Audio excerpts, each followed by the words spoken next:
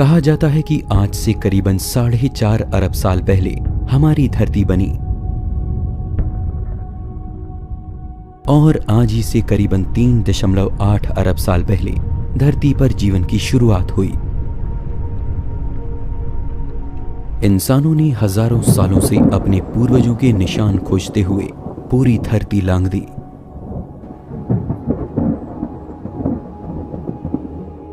हम धरती पर आखिर कहां से आए, ये सवाल खुद से पूछते हुए इंसानों ने न सिर्फ आसमान की ओर देखा बल्कि धरती और समुद्र की गहरी थाह में अपने इतिहास को खोजा।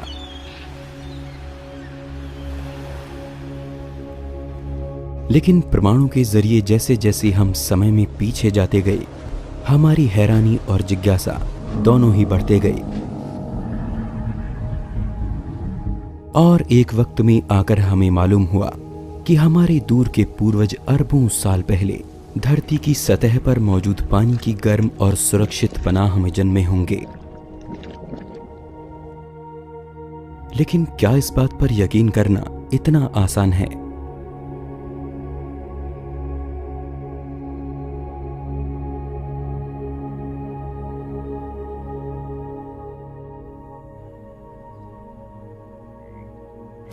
आज हम धरती को लाखों तरह के दूसरे जीव जंतुओं के साथ साझा करते हैं।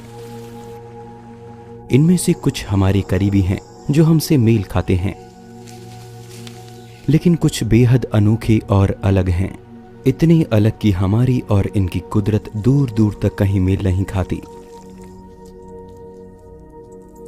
लेकिन विज्ञान कहता है कि धरती पर रहने वाले सभी प्राणियों के पूर्वज एक ही थे। इस बात को मानना और इस पर आंखें बंद करके यकीन करना मेरे और आपके लिए काफी मुश्किल है। इसीलिए आज हम एक ऐसे सफर पर चलेंगे जहां हम हमारे पूर्वजों के निशान खोजने की कोशिश करेंगे। विज्ञान का ये सफर न केवल आपको सुदूर इतिहास में ले जाएगा, बल्कि हमें मौका मिलेगा उस राज को जानने का जिससे जीवन पैदा हुआ। हम अरबों साल पहले धरती के माहौल का नजारा करेंगे। हम उन जहरीले जीवों को देखेंगे जिन्होंने एक समय में आकर धरती से समूचे जीवन को खत्म कर दिया था। हम सूक्ष्म स्तर पर जाकर देखेंगे कि स्पेस से गिरे एक पत्थर और हमारे शरीर में एक ही जैसे तत्व मौजूद हैं। इस सफर में हमें कुदरत के सबसे गहरे राज जानने को मिलेंगे। इस सफर में हम अपने जीवन का रहस्य जानेंगे।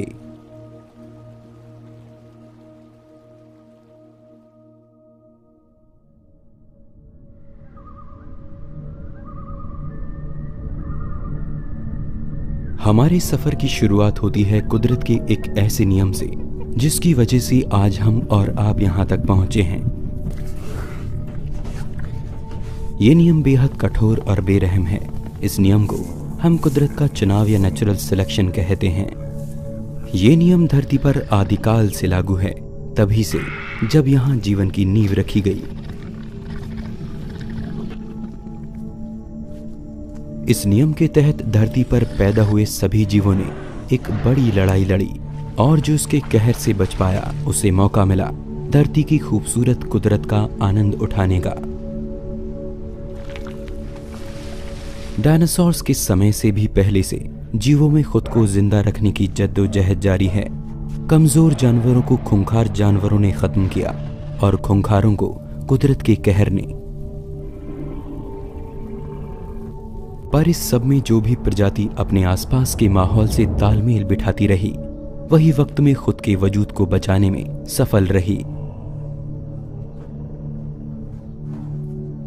ऐसा नहीं है कि कुदरत के साथ तालमेल बिठाने में केवल ज्यादा ताकत काम में आई, बल्कि जीवों की समझदारी और खुद को माहौल के मुताबिक ढाल लेने की कला ने ही कुछ खास प्रजातियों को धरती के उस कठोर माहौल में बचे रहने की ताकत दी।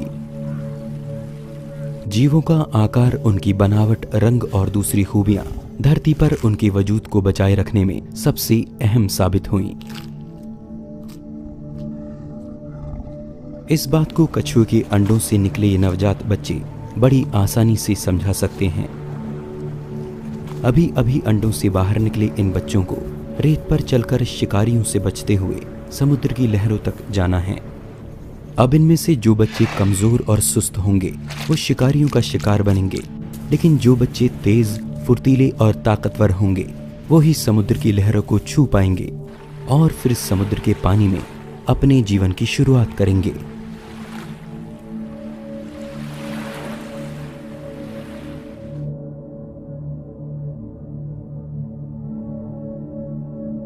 यानी कुदरत ने कुछ खास खूबियों वाले बच्चों को चुना। हालांकि कुदरत का ये नियम बड़ा बेरहम है, लेकिन ऐसा हमेशा से होता आया है और इसी नियम के चलते धरती पर जीवों की अलग अलग तरह की प्रजातियां विकसित हो पाईं। यूं तो धरती पर जीवन अरबों साल से मौजूद है, मोटे तौर पर कहा जाए तो करीबन 4 अरब साल से।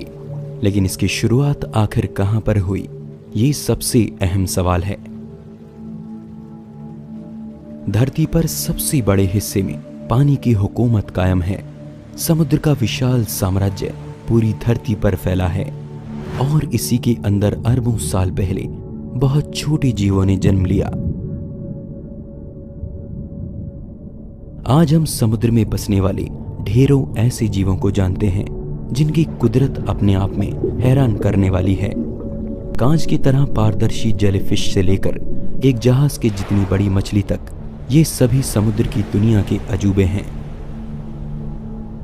आप, मैं और धरती पर रह रहे सभी जीवों के दूर के पूर्वज कभी इसी पानी के अंदर जन्मे थे। धरती के सीने पर खड़ा विशाल समुद्र का भंडार कुदरत के लिए मानो एक लेबोरेटरी जैसा था, जिसके घोल में कुदरत ने जीवन को लेकर कई तरह के प्रयोग किए, जिससे बाद में आगे चलकर कॉम्प्लेक्स लाइफ का जन्म हुआ। इस बात पर यकीन करना मुश्किल होता है कि हमारे दूर के पूर्वजों ने कभी पानी से निकलकर धरती पर चलना शुरू किया होगा, और विज्ञान के पास ऐसा क्या सबूत है जो हमारे इतिहास की कड़ी को इन पानी में रहने वाले जीवों से जोड़ सके और ये साबित करे कि हमारे पूर्वज कभी इसी पानी में जन्मे थे।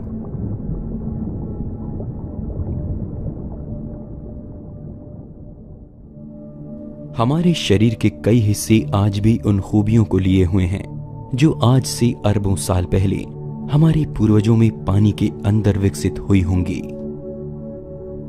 ये मैं और आप हैं। जी हां, अपनी मां के गर्भ में इस समय हमारी उम्र केवल 24 दिन की है और इस स्टेज में हमारे सर के पास ये गिल्ड स्लिट्स मौजूद हैं, जिन्हें फेरिंगल पाउचेस भी कहते हैं। हैरानी की बात है कि मछली के अविकसित बच्चे में भी यही गिल्ड स्लिट्स पाए जाते हैं, जो आगे चलकर मछली के गलफड़ों में बदलते हैं, जबकि इंसानों में ये चेहरे, कान और जबड़ों का हिस्सा बनते हैं।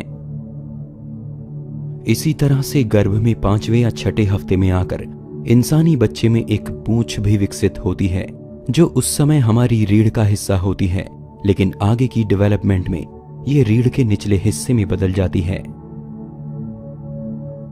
इसके अलावा फॉसिल्स की स्टडी, डीएनए और बाकी जानकारियों से हमें ये पता लगता है कि हम जिंदगी के उस पेड़ की एक छोटी सी शाख हैं, जिसमें जीवन कई करोड़ों अलग अलग रूपों और अलग दिशाओं में विकसित हुआ, लेकिन इस सब की शुरुआत उस पेड़ के एक नन्हे बीज से हुई।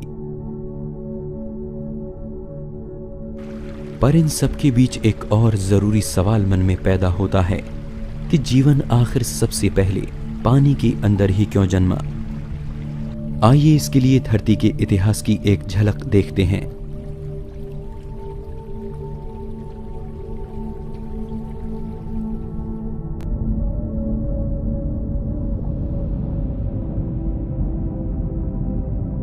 आज से करीबन 3.8 अरब साल पहले इस समय धरती का माहौल बेहद कठोर था। यहां ऑक्सीजन का कोई नामो निशान नहीं था और साथ ही एटमॉस्फेयर भी काफी पतला था।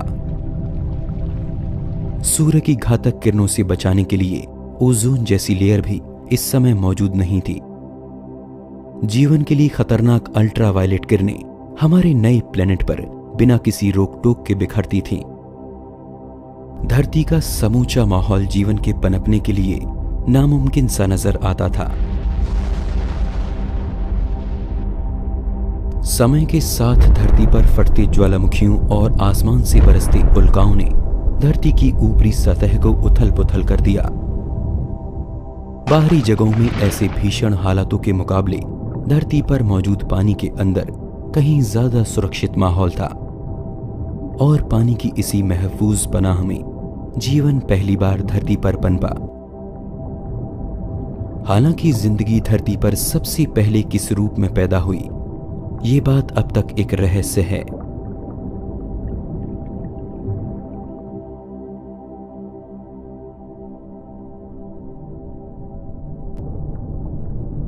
कहा जाता है कि उस वक्त भी एक साथ मिलकर जिंदगी को पैदा करने वाले छोटे छोटे मॉलिक्यूल्स पानी के अंदर मौजूद थे, जिनसे सिंगल सेल से बने जीव पैदा हुए होंगे। लेकिन धरती पर सबसे पहले पैदा हुए जीवन को समझना शायद इतना आसान नहीं है। इसे एक लाइन में समझाना नामुमकिन है। जीवन धरती पर कैसे आया, इसे ठीक से समझने के लिए हमें विज्ञान के दूसरे पहलुओं पर भी नजर डालनी होगी। कई सवालों पर गौर करना होगा, जैसे कि एक जिंदा प्राणी आखिर क्या है, कौन सी जरूरी खूबियां ये तय कर देती हैं कि कोई चीज जिंदा है या नहीं। क्योंकि धरती पर कई चीजें ऐसी हैं जिनकी खूबियां हमसे मिलती जुलती हैं, लेकिन वे फिर भी जिंदा नहीं हैं। जैसे कि बादल हमारी तरह एक से दूसरी जगह मूव कर सकते हैं, हमारी तरह अपने आकार को छोटा बड़ा भी कर सकते हैं, लेकिन हमें पता है कि बादल में अपनी कोई लाइफ नहीं है, यानी बादल हमारी तरह जीवित नहीं हैं। और ये सिंगल या डबल सेल लाइफ आखिर क्या है, इनमें ऐसा क्या मौजूद है जो इन्हें जिंदा प्राणी बना देता है।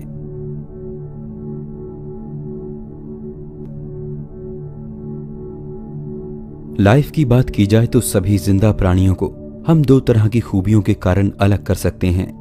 पहले वो जो सिंगल सेल से बने हैं और दूसरे वो जो कई सेल्स के आपस में मिलने से बने हैं।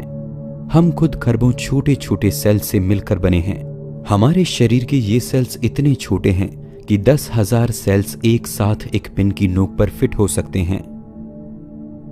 आसानी से समझा जाए तो कई सेल्स आपस में मिलकर छोटे टिश्यूज को बनाते हैं। टिश्यूज की परतें आपस में मिलकर हमारी बॉडी के किसी खास पार्ट को आकार देती हैं, जैसे कि दिल, फेफड़े, किडनी या स्किन। और ये सभी अलग अलग पार्ट जब आपस में मिलकर एक पूरे ढांचे को तैयार करते हैं तो वो जिंदा प्राणी, इंसान या जानवर के रूप में पहचाना जाता है। वहीं सिंगल सेल से बने प्राणियों में केवल एक सेल ही उनकी पहचान के लिए काफी है। हालांकि ये सेल्स हमें बिना माइक्रोस्कोप के दिखाई नहीं दे सकते, लेकिन फिर भी ये अपने आप में जीवन का सबसे छोटा रूप है, यानी इन्हें हम लाइफ कह सकते हैं।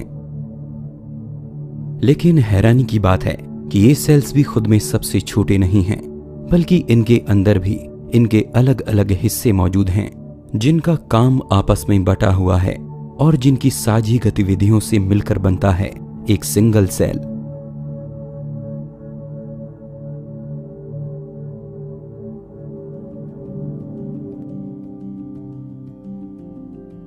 आइए अब ये जानते हैं कि इन सेल्स के अंदर ऐसी कौन सी चीजें हैं जो आपस में मिलकर एक लाइफ को जन्म देती हैं। उदाहरण के लिए हमारी बॉडी के एक सेल को ले लेते हैं। सबसे पहले आती है इसकी परत, जिसे हम सेल मेम्ब्रेन भी कहते हैं। ये सेल को बाहरी आवरण देती है, यानी कि एक झिल्ली का काम करती है। इसे हम सेल की स्किन भी कह सकते हैं। ये कोई आम झिल्ली नहीं है, बल्कि ये पोषक तत्वों को पहचान कर उन्हें अंदर जाने देती है, जबकि जिन तत्वों से इसे खतरा है उनके लिए ये रास्ते को ब्लॉक कर देती है। इसके अलावा ये सेल्स के अंदर से वेस्ट को भी बाहर जाने देती है। इसके बाद आता है सेल के अंदर भरा हुआ लिक्विड, जिसे हम साइटोप्लाज्म कहते हैं। ऐसा नहीं है कि इसमें सिर्फ लिक्विड ही भरा है, बल्कि इसके कुछ अंग ऐसे हैं जो जरूरी कामों को अंजाम देते हैं। इसके स्पेशल पार्ट कुछ खास तत्वों को बनाते हैं, जैसे कि प्रोटीन, और प्रोटीन को यूज करके ही सेल्स अपनी ज्यादातर केमिकल प्रोसेस को अंजाम देते हैं। इसके कुछ जरूरी तरह के हिस्से खाने के छोटे छोटे मॉलिक्यूल्स को ऐसे मटेरियल में बदलते हैं जो सेल्स की एनर्जी और ग्रोथ के लिए जरूरी है। इनसे बनाए गए पोषक तत्व पूरे सेल में खास तरह की ट्यूब्स की मदद से ट्रांसफर किए जाते हैं। यानी हमारे शरीर में मौजूद सेल्स के अंदर अपना एक सिस्टम है जो हमारे द्वारा खाए गए खाने से जरूरी चीजों को लेकर लगातार ग्रोथ करते रहते हैं। और आखिर में आता है न्यूक्लियस, जिसे हम सेल का ब्रेन भी कह सकते हैं। सेल के बीचों बीच मौजूद ये न्यूक्लियस सेल के कंट्रोल सेंटर की तरह काम करता है। ये सेल की ग्रोथ की देखभाल करता है। साथ ही इसका काम ये भी देखना है कि सेल डिवाइड होकर अपने जैसे दूसरे सेल्स को भी जन्म दे। यानी कि सेल्स अपने आप में इन हिस्सों के बिना जीवित नहीं रह सकता। खुद को जिंदा रखने के लिए जरूरी चीजों को सेल अपने इन्हीं हिस्सों के जरिए बनाता है और ये सभी अलग अलग हिस्से मिलकर एक सेल को बनाते हैं।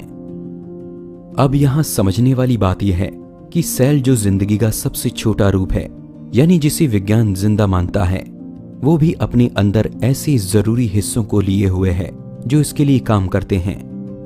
अब सवाल ये आता है कि क्या सेल को छोड़कर उनके अंदर मौजूद अलग अलग हिस्से खुद में जीवित हैं? क्या अगर हम एक सेल के अंदर से न्यूक्लियस को बाहर कर दें तो क्या वो अपने आप में जिंदा रह पाएगा? क्या न्यूक्लियस, मेम्ब्रेन या साइटोप्लाज्म खुद कोई बिसात नहीं रखते? क्या ये अकेले अपने आप में जिंदा हैं? तो इसका जवाब है नहीं। सेल के ये हिस्से बेशक मिलकर पूरे सेल को बनाते हैं। सेल अपने आप में इन सब के साथ जिंदा कहा जा सकता है, लेकिन अकेले इन हिस्सों की अपनी कोई जिंदगी नहीं है। ये साथ मिलकर ही एक लाइफ के रूप में पहचाने जाते हैं। लेकिन ये सब बातें मैं आपसे क्यों कर रहा हूं? इसका जवाब आपको जरूर मिलेगा, क्योंकि साइंटिफिक तौर पर जिंदगी अपने आप में क्या है ये जानना हमारे लिए जरूरी है। तभी हम इसके गहरे रहस्यों से पर्दा उठा पाएंगे। लेकिन आइए अब हम इन छोटे सेल्स के पार्ट को और गहराई में जाकर देखते हैं। आपको जानकर हैरानी होगी कि सेल्स के ये सभी हिस्से अपने आप में आखिरी सबसे छोटी यूनिट नहीं हैं, बल्कि ये इनसे भी छोटे मैक्रोमोलिक्यूल्स से मिलकर बने हैं। सेल के अंदर के न्यूक्लियस, साइटोप्लाज्म और बाकी दूसरे हिस्से कुदरत में पाए जाने वाले दूसरे तत्वों से बने हैं, जैसे कि कार्बोहाइड्रेट्स, प्रोटीन, लिपिड्स और न्यूक्लिक एसिड। तो क्या ये मैक्रोमोलिक्यूल ही सबसे छोटी यूनिट हैं? जी नहीं, इनका निर्माण भी साइज में इनसे कई गुना छोटे कणों से हुआ है। उदाहरण के लिए प्रोटीन को ले लेते हैं। प्रोटीन हमारे सेल की ग्रोथ के लिए सबसे जरूरी तत्व है, लेकिन ये आखिर बना किससे है? प्रोटीन को तोड़ने पर हमें सैकड़ों या हजारों की संख्या में अमीनो एसिड्स मिलते हैं। ये अमीनो एसिड्स आपस में एक खास पैटर्न में जुड़कर किसी खास तरह के प्रोटीन को बनाते हैं। हैरानी की बात है कि 20 तरह के अमीनो एसिड्स आपस में मिलकर हजारों तरह की अलग अलग शेप में जुड़कर एक दूसरे से बिल्कुल अलग तरह के प्रोटीन का निर्माण करते हैं। तो क्या ये अमीनो एसिड्स हमारे शरीर की सबसे छोटी यूनिट हैं? जी नहीं। सभी तरह के मैक्रोमोलिक्यूल्स साइज में इनसे भी छोटी यूनिट से मिलकर बने हैं। जी हां, आपने एटम्स के बारे में जरूर सुना होगा। एटम्स और इसके पार्ट न्यूट्रॉन, इलेक्ट्रॉन और प्रोटॉन, इन्हीं अलग अलग तरह के एटम्स के मिलने से हमारे शरीर को बनाने वाले ये मैक्रोमोलिक्यूल बने हैं। आइए इस चेन को एक सीधी लाइन में आसानी से समझते हैं। किसी भी जिंदा प्राणी का शरीर अलग अलग हिस्सों के मिलने से बना है, जैसे कि दिल, दिमाग, फेफड़े वगैरह वगैरह। ये सभी अंग टिश्यूज की परतों से मिलकर बने हैं। ये टिश्यूज बने हैं छोटे छोटे सेल्स के मिलने से। इन सेल्स का निर्माण होता है प्रोटीन जैसे एलिमेंट्स से। प्रोटीन बना है अमीनो एसिड्स जैसे मैक्रोमोलिक्यूल्स से, और मैक्रोमोलिक्यूल्स बने हैं अलग अलग तरह के एटम्स के एक साथ जुड़ने से।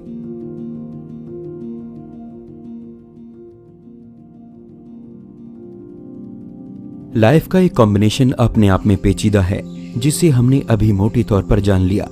इस मुश्किल कड़ी को सुलझाने से ये तो पता लग जाता है कि जिंदगी आखिर किन छोटे कणों से मिलकर बनी है। लेकिन इससे हमें ये पता नहीं चलता कि धरती पर जीवन सबसे पहले आखिर कैसे पैदा हुआ होगा, क्योंकि जीवित प्राणी को पैदा करने के लिए भी किसी दूसरे जीवित प्राणी की जरूरत होती है। तो सबसे पहला जिंदा प्राणी दुनिया में आखिर कहां से आया होगा? क्या साइंस ये बता सकता है कि जीवन की शुरुआत कैसे हुई?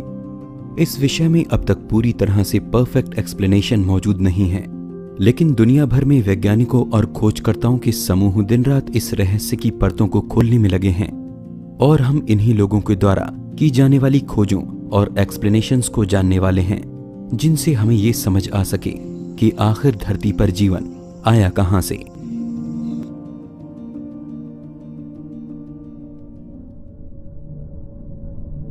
डार्विन की थियरी के हिसाब से जिंदगी का ये रूप अरबों साल पहले एक बेहद सिंपल सी फॉर्म में जन्मे किसी जीव से शुरू होकर धीरे धीरे समय के साथ जटिल होता गया। यानी शुरू में जन्मे जीवों का आकार, उनके अंग और उनके अंदर चल रही केमिकल प्रोसेस समझने में उतनी मुश्किल नहीं थी जितनी आज के जीवों को लेकर हैं।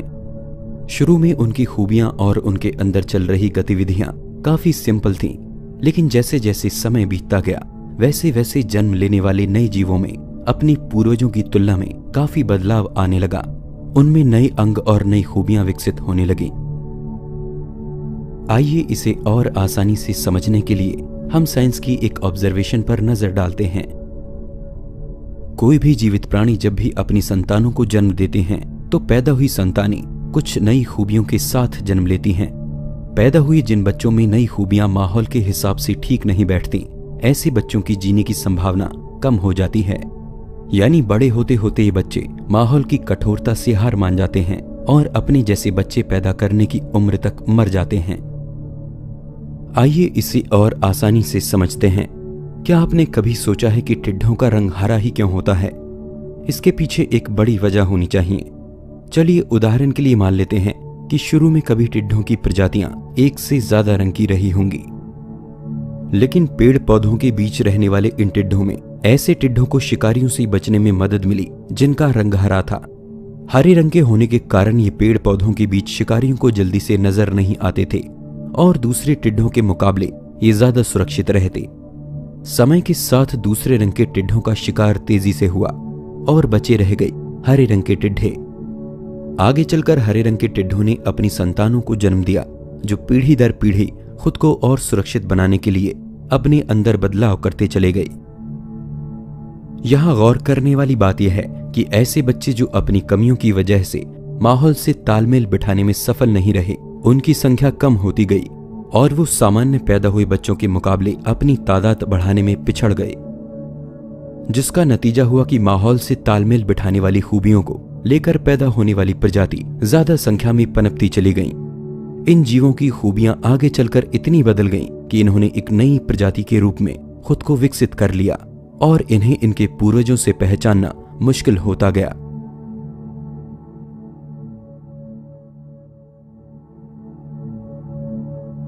धीरे धीरे आए इस बदलाव को ही जीवों का क्रमिक विकास या एवोल्यूशन कहा गया और धरती पर अरबों सालों के विकास में जीवन अनगिनत रूपों में विकसित हुआ।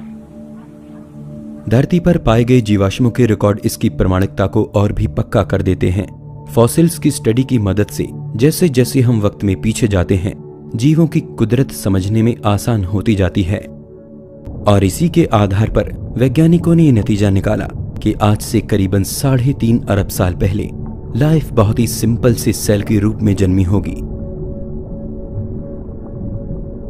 लेकिन अब भी ये सवाल सामने आता है कि सबसे शुरू में पैदा हुआ वो सिंपल सा सेल भी कहां से आया होगा, क्योंकि आज हमारे सामने मौजूद सिंपल से बैक्टीरिया की कुदरत भी इतनी मुश्किल है कि उसका एक स्टेप में पनप जाना नामुमकिन है। यानी लाइफ के इतने सिंपल रूप को भी विकसित होने में कई पीढ़ियों का समय लगेगा। तो सबसे पहले पैदा होने वाले वो छोटे और सिंपल से सेल दुनिया में कहां से आ गए? इस बात का एक लॉजिक ये है कि सबसे पहले पैदा होने वाले ऐसे जीव जो खुद के जैसे जीवों को जन्म दे सकते होंगे, उनका जन्म एवोल्यूशन से नहीं हुआ होगा, क्योंकि इसका कारण आप जानते हैं, जीवों में एवोल्यूशन होने के लिए उनका प्रजनन करना जरूरी है। अगर वो अपनी नस्ल को पीढ़ी दर पीढ़ी आगे नहीं बढ़ाएंगे तो उनमें एवोल्यूशन होगा ही नहीं। इसलिए धरती पर पैदा होने वाला सबसे पहला जीवन आखिर किस रूप में जन्मा था, इस बात को समझने के दूसरे तरीके हमें देखने होंगे। एक आइडिया जिसके बेस पर वैज्ञानिक लाइफ को लेकर नई खोजें कर रहे हैं और जीवन के रहस्य को सुलझाने में कुछ हद तक कामयाब हो पाए हैं। ये आइडिया कहता है कि लाइफ यानी जीवन का जन्म केमिस्ट्री से हुआ। दुनिया में हर चीज बहुत ही छोटे छोटे कणों से मिलकर बनी है, यहाँ तक कि हवा और रोशनी भी। जिस रोशनी को हम देख रहे हैं वो इतने छोटे कणों के आपस में मिलने से बनी है जिन्हें हम अपनी आंखों से नहीं देख सकते। यही छोटे कण आपस में मिलकर अपने से बड़े कणों यानी मॉलिक्यूल्स को बनाते हैं और यही मॉलिक्यूल्स फिर आपस में मिलकर किसी बड़े स्ट्रक्चर या जीव को आकार देते हैं। पूरी दुनिया बल्कि पूरा यूनिवर्स इसी तरह के छोटे छोटे कणों के आपस में मिलने से बना है। और इनके इसी बिहेव को स्टडी करना ही केमिस्ट्री का अध्ययन है।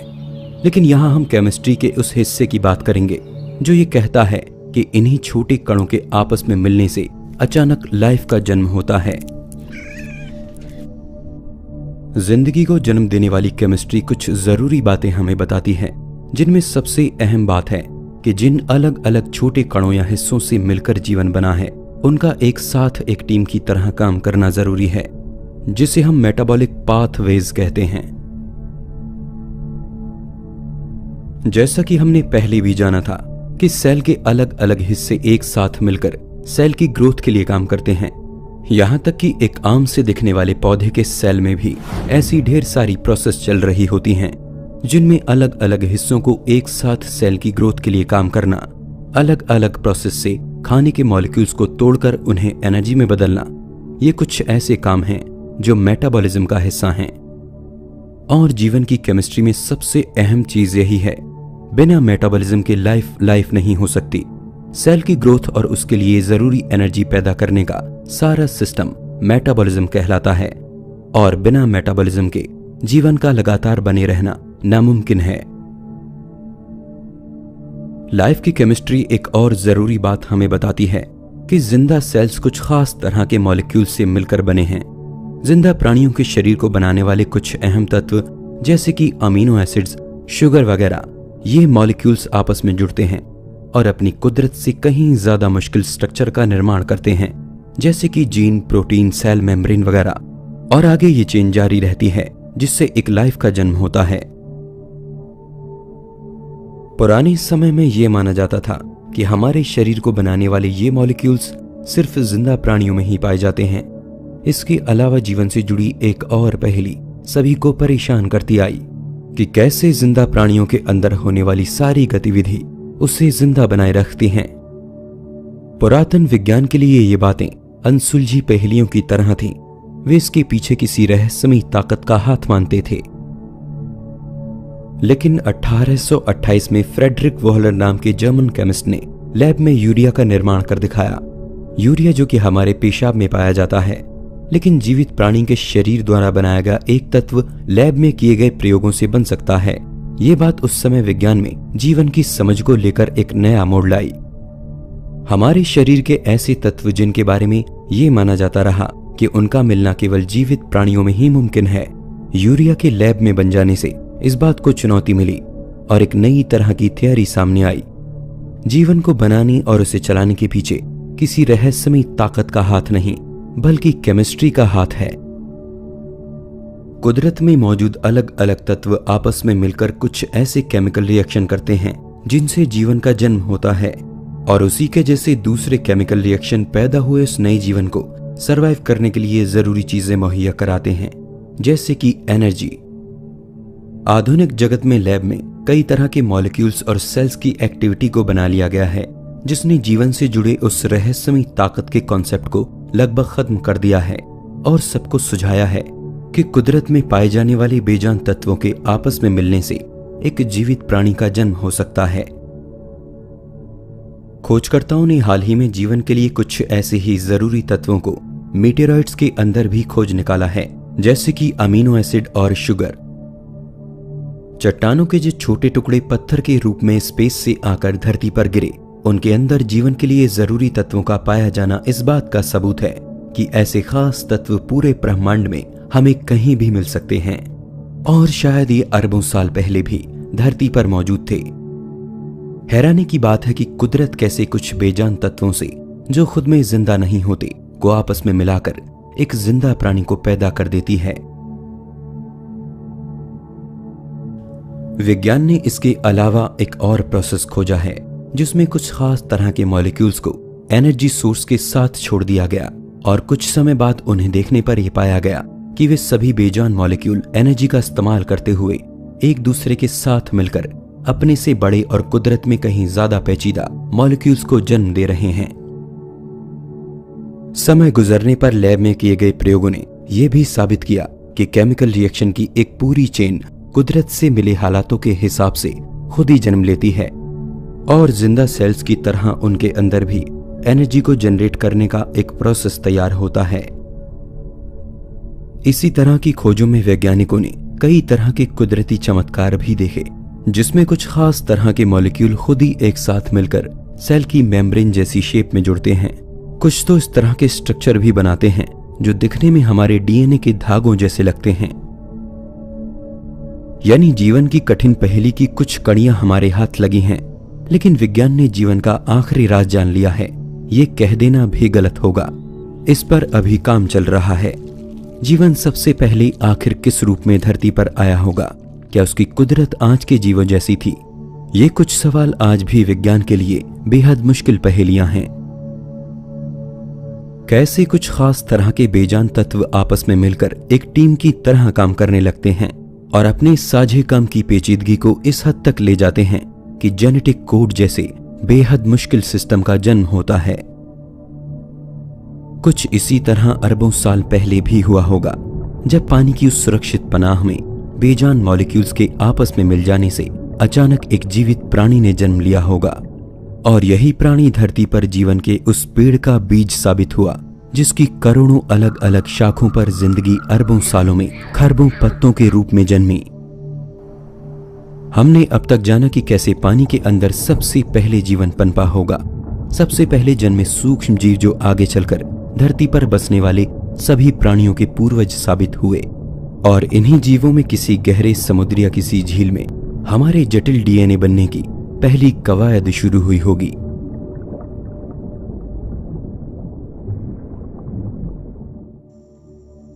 हमने समझा कि सबसे पहले धरती पर जीवन की शुरुआत कैसे हुई। आइए अब आगे बढ़ते हैं।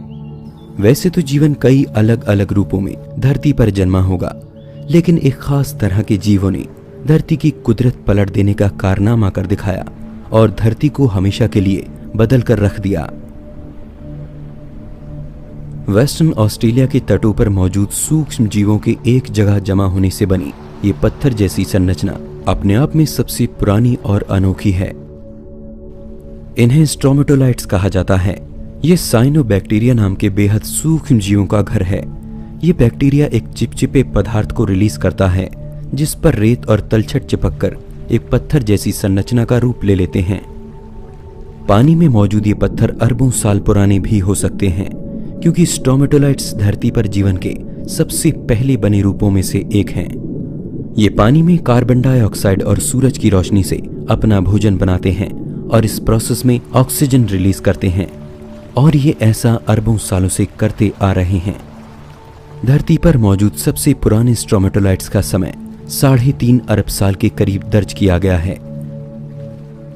लेकिन शांत से दिखने वाले इन पत्थरों ने कभी धरती पर मौजूद लगभग सारे जीवन को विलुप्त कर दिया था। इनके समूह ने धरती के एटमॉस्फेयर में एक ऐसी जहरीली गैस छोड़ी थी, जिससे उस वक्त मौजूद ज्यादातर प्राणियों का जीवन खत्म हो गया, और वो जहरीली गैस थी ऑक्सीजन। जी हाँ, आपको सुनकर हैरानी होगी, लेकिन ये बात सच है। धरती के एटमॉस्फेयर में करीबन 3 अरब साल पहले तक ऑक्सीजन का लेवल आज के जितना नहीं था। आज जितनी ऑक्सीजन एटमॉस्फेयर में है, उससे काफी कम ऑक्सीजन उस वक्त मौजूद थी, और धरती पर बसने वाले प्राणियों की कुदरत आज के प्राणियों से कुछ अलग थी। वे सभी ऑक्सीजन पर नहीं पलते थे। ऐसा नहीं है कि उस वक्त स्ट्रोमेटोलाइट्स ऑक्सीजन नहीं बना रहे थे, लेकिन उस वक्त तक धरती पर लोहे यानी आयन की मात्रा काफी ज्यादा थी, जिससे मुक्त हुई ऑक्सीजन का ज्यादातर हिस्सा आयन के साथ मिलकर आयन ऑक्साइड यानी लोहे की जंग में बदल रहा था। लेकिन जैसे जैसे समय के साथ लोहे की मात्रा कम होने लगी, ऑक्सीजन का बड़ा हिस्सा एटमॉस्फेयर में प्रवेश करने लगा और धरती पर ऑक्सीजन की मात्रा बढ़ने लगी, जिससे एक ग्लोबल क्राइसिस पैदा हो गया और उस वक्त के ज्यादातर जीवों के लिए ऑक्सीजन जहरीली साबित हुई। तब धरती पर जीवन मानो खत्म सा हो गया था। लेकिन किसी भी चीज को पूरी तरह से खत्म करना नामुमकिन होता है, और तब भी वैसा ही हुआ। धरती पर कुछ अनोखे जीव ऐसे बच गए जो ऑक्सीजन की मौजूदगी में सरवाइव कर गए, और तभी से जीवन की एक ऐसी शाख पैदा हुई जिसका आधार ऑक्सीजन बनी। धरती पर ऐसे जीवों का जन्म हुआ जो ऑक्सीजन पर जिंदा रहते हैं।